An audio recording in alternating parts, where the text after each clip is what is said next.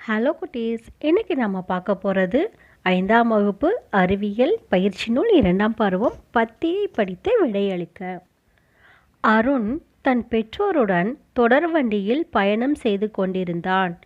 தொடர்வண்டி தடக் தடக் என்று ஒலி எழுப்பிக் கொண்டே ஆற்றங்கரையோரமாக சென்று கொண்டிருந்தது. அருண் ஜன்னலின் வெளியே ஆற்றை ரசித்து கொண்டு இருந்தான். ஆற்று நீர் கண்ணாடி போல் தெளிவாக இருந்தது. சிறிது தொலைவு சென்றதும் தொழிற்சாலைகளில் இருந்து சுத்திகரிக்கப்படாத கழிவுநீர் ஆற்றில் கலப்பதையும் அதனால் ஆற்று நீர் மாசடைந்து நிறம் மாறுவதையும் பார்த்தான். தொடர்ந்து சிறிது தொலைவில் ஆற்றங்கரையோரமாக இருந்த சிலர் வயல்களில் பூச்சி மருந்து தெளித்து கொண்டிருந்தனர். சற்று தொலைவில் சிலர் கால்நடைகளை குளிப்பாட்டியும் வாகனங்களை கழுவிக்கொண்டும் இருந்தனர். இன்னும் சிலர் சலவை சோப்பை பயன்படுத்தி துணி துவைத்து கொண்டிருந்தனர்.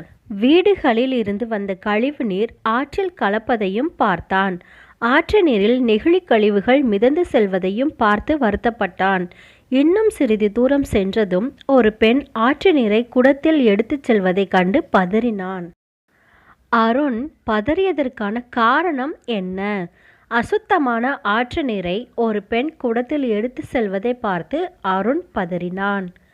தொழிற்சாலை கழிவு நீரால் ஆறு மாசடைவதை எவ்வாறு தடுக்கலாம்? டிக் செய்க.